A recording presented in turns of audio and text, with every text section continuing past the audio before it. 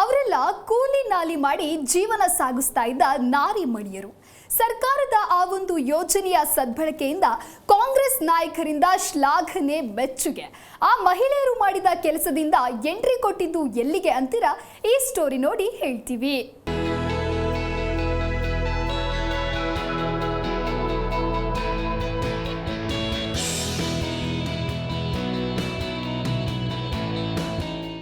ಹಳ್ಳಿಯವರಾದ ನಾವು ವಿಧಾನಸೌಧಕ್ಕೆ ಬರೋದು ಅಂದ್ರೆ ಅದು ಕನಸಿನ ಮಾತು. ಗೃಹಲಕ್ಷ್ಮಿ ಯೋಜನೆ ಇಂದು ನಮ್ಮನ್ನ ಇಲ್ಲಿಗೆ ಕರೆತಂದಿದೆ. ಅಧಿವೇಶನ ನೋಡಿ ತುಂಬಾ ಖುಷಿಯಾಯಿತು. ಹೀಗೆ ಹೇಳಿದ್ದು ಬೆಳಗಾವಿಯ ಸುವರ್ಣ ಸೌಧದಲ್ಲಿ ಕಲಾಪ ನೋಡಲು ಬಂದಿದ್ದ ಗೃಹಲಕ್ಷ್ಮಿಯರು. ಕೂಲಿ ನಾಲಿ ಮಾಡಿ ಜೀವನ ಸಾಗಿಸ್ತಾ ಇದ್ದ ಮಹಿಳೆಯರು ಎಂದೂ ಸದನ ಪ್ರವೇಶಿಸುವ ಬಗ್ಗೆ ಚಿಂತೆಯೂ ಮಾಡಿರುವುದಿಲ್ಲ. ಮನೆ, ಮಕ್ಕಳು, ಕೆಲಸ ಹೀಗೆ ಜೀವನ ನಡೆಸೋ ನಾರಿಯರಿಗೆ ಸರ್ಕಾರದಿಂದ ಗೃಹಲಕ್ಷ್ಮಿ ಯೋಜನೆಯ ಮೂಲಕ ತಿಂಗಳಿಗೆ 2,000 ರೂಪಾಯಿ ಹಣವನ್ನ ಒದಗಿಸಲಾಗ್ತಾ ಇತ್ತು. ಇದನ್ನ ಸದ್ಬಳಕೆ ಮಾಡಿಕೊಂಡ ಮಹಿಳೆಯರು ಸುವರ್ಣಸೌಧದ ಗ್ಯಾಲರಿಯಲ್ಲಿ ಕಾಣಿಸಿಕೊಂಡ್ರು. ಕಲಾಪ ಕಣ್ತುಂಬಿಕೊಂಡ ಗೃಹಲಕ್ಷ್ಮಿಯರು ಸರ್ಕಾರಕ್ಕೆ ಕೃತಜ್ಞತೆ ಸಲ್ಲಿಸಿದ್ದಾರೆ. ನಾವು ಕಳಂಕ ತಾರತಮ್ಯಕ್ಕೆ ಒಳಪಟ್ಟಿದ್ವಿ. ಇವಾಗ ಮೇಡಮ್ ಅವರು ಇದೇನು ಕಾಂಗ್ರೆಸ್ ಸರ್ಕಾರ ಇದೆ ಅದರಿಂದ ನಮಗೆ ಪ್ರತಿ ತಿಂಗಳನ್ನು 2,000 ರೂಪಾಯಿ ಗೃಹಲಕ್ಷ್ಮಿ ಯೋಜನೆ ಬರ್ತಾ ಇದೆ ಸರ್. ಖುಷಿ ಅನ್ನಿಸ್ತಾ ಇದೆ. ಅದರಿಂದ ನಮ್ಗೆ ತುಂಬಾ ಉಪಯೋಗ ಆಗ್ತಾ ಇದೆ. ಅದ್ರ ಜೊತೆಗೆ ಮೈತ್ರಿ ಪೆನ್ಷನ್ ಕೂಡ ಬರ್ತಾ ಇದೆ, ಅದನ್ನು ನಾವು ತಗೊಳ್ತಾ ಇದ್ದೀವಿ. ಖುಷಿ ಆಗ್ತಾ ಇದೆ ಸರ್. ಅದ್ರ ಜೊತೆಗೆ ಇವತ್ತಿನ ದಿವಸ ನಾವು ಸುವರ್ಣಸೌಧಕ್ಕೆ ಹೋಗ್ತಾ ಇದ್ದೀವಿ. ಯಾಕೆ ಅಂತಂದ್ರೆ ಸುವರ್ಣಸೌಧ ಒಳಗಡೆ ನಾವು ಯಾವತ್ತೂ ಒಂದ್ ಸರ್ತಿನೂ ಹೋಗಿರ್ಲಿಲ್ಲ. ಹೇಗಿದೆ ಅಂತಲೂ ನಮಗೆ ಗೊತ್ತಿಲ್ಲ. ಮೇಡಮ್ ಅವರ ಆಶೀರ್ವಾದದಿಂದ ಒಳಗಡೆ ಹೋಗ್ತಾ ಇದ್ದೀವಿ. ಖುಷಿ ಅನ್ನಿಸ್ತಾ ಇದೆ ಸರ್. ಸಂವಾದ ಮಾಡ್ತಾ ಇದ್ದೀವಿ ಸರ್, ಚರ್ಚೆ ಮಾಡ್ತಾ ಇದ್ದೀವಿ. ಮಾತಾಡೋಕ್ಕೆ ಅವಕಾಶ ಇದೆ. ಒಬ್ರು ಮಿನಿಸ್ಟರ್ನ ಮೀಟ್ ಆಗಿ ಅವ್ರ ಜೊತೆ ಕೂತ್ಕೊಂಡು ಮಾತಾಡೋದಂತ ಸಾಮಾನ್ಯ ಮಾತಲ್ಲ. ಮೇಡಮ್ ಅವ್ರ ಆಶೀರ್ವಾದದಿಂದ ಇವತ್ತು ಆ ಅವಕಾಶ ಕೂಡ ನಮ್ಗೆ ಸಿಗ್ತಾ ಇದೆ. ಖುಷಿ ಅನ್ನಿಸ್ತಾ ಇದೆ ಸರ್. ಹೌದು ಸರ್, ಖುಷಿ ಅನ್ನಿಸ್ತಾ ಇದೆ, ಹೆಮ್ಮೆ, ಸಂತೋಷ.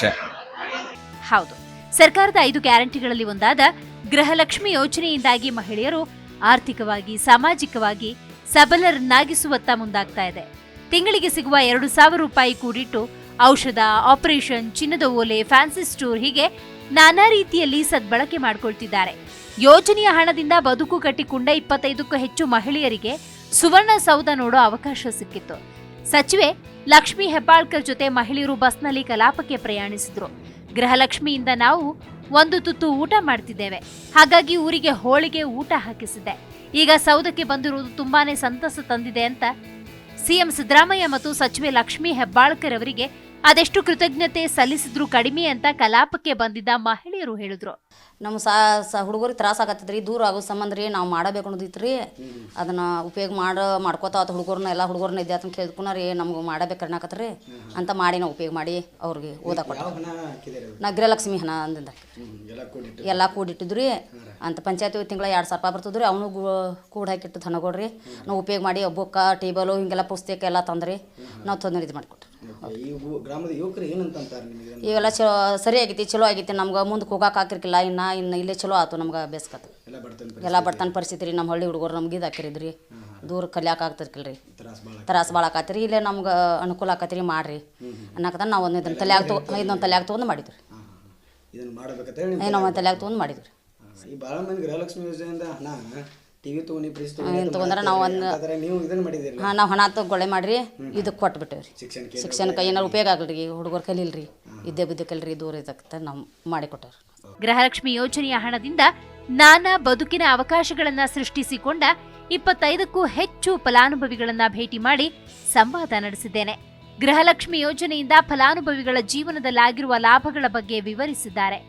ಬದುಕಿಗೆ ಹೊಸ ಚೈತನ್ಯ ನೀಡಿದ ಗೃಹಲಕ್ಷ್ಮಿ ಯೋಜನೆಯನ್ನ ಸಾಕಾರಗೊಳಿಸಿದ ಮುಖ್ಯಮಂತ್ರಿಗಳು, ಇಲಾಖೆಯ ಸಚಿವರು ಹಾಗೂ ಸರ್ಕಾರಕ್ಕೆ ಕೃತಜ್ಞರಾಗಿರುವುದಾಗಿ ಗೃಹಲಕ್ಷ್ಮಿಯರು ತಿಳಿಸಿದರು. ಗೃಹಲಕ್ಷ್ಮಿ ಯೋಜನೆಯಿಂದ ಒಂದೇ ಮನೆಯ ಅತ್ತೆ ಸೊಸೆಯ ಮಧ್ಯೆ ಜಗಳ ತಂದಿದೆ ಎಂದು ಬಿಜೆಪಿಯವರು ಆರೋಪಿಸಿದ್ರು.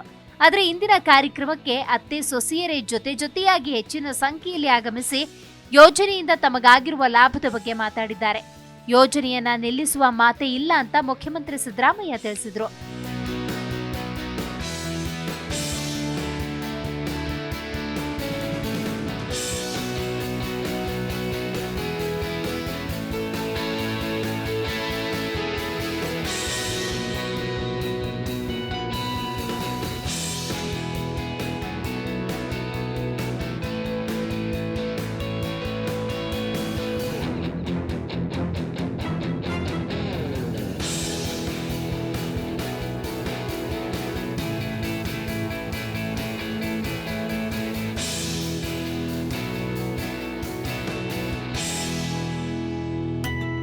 ಗೃಹಲಕ್ಷ್ಮಿ ಯೋಜನೆಯ ಮೂಲಕ ಪ್ರತಿ ತಿಂಗಳು ಸಿಗುವ 2,000 ರೂಪಾಯಿ ಲಕ್ಷಾಂತರ ಹೆಣ್ಣು ಮಕ್ಕಳಿಗೆ ಸಹಾಯಕ.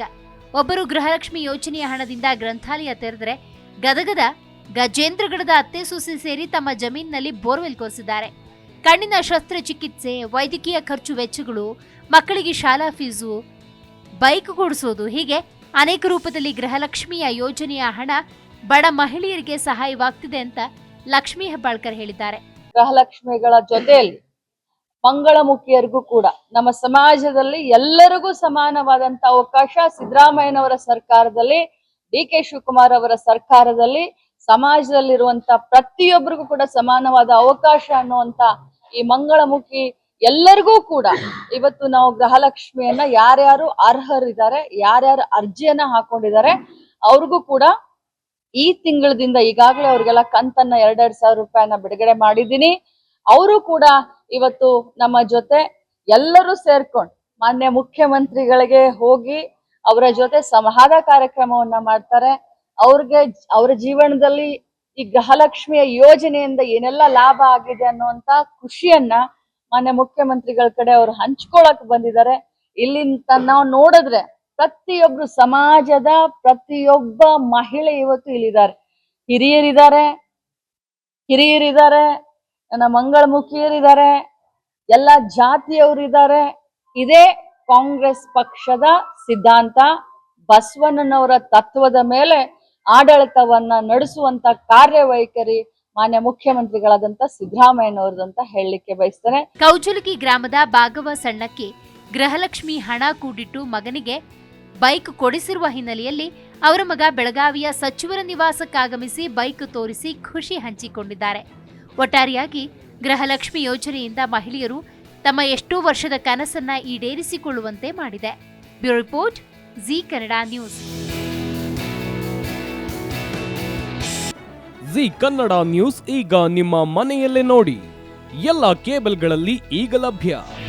ನಿಮ್ಮ ನೆಚ್ಚಿನ ಜಿ ಕನ್ನಡ ನ್ಯೂಸ್ ಈಗ ಸನ್ ಡೈರೆಕ್ಟ್ ನಲ್ಲಿ number 292, Tata play number 1664, Jio TV number 1334, NXT digital number 30, in cable number 30, city networks 51, U digital number 162, GTPL number 17, Rockline telecommunications number 42, Shri Basaveshwara cable number 168, rural cable network 60, Vinayaka digital 57, Abhishek cable 821, city channel 53, Siddeshwara cable network 57, V4 digital Infotech 628, Surya digital networks 53, Gajanan digital number 836, Malnad infotech private limited number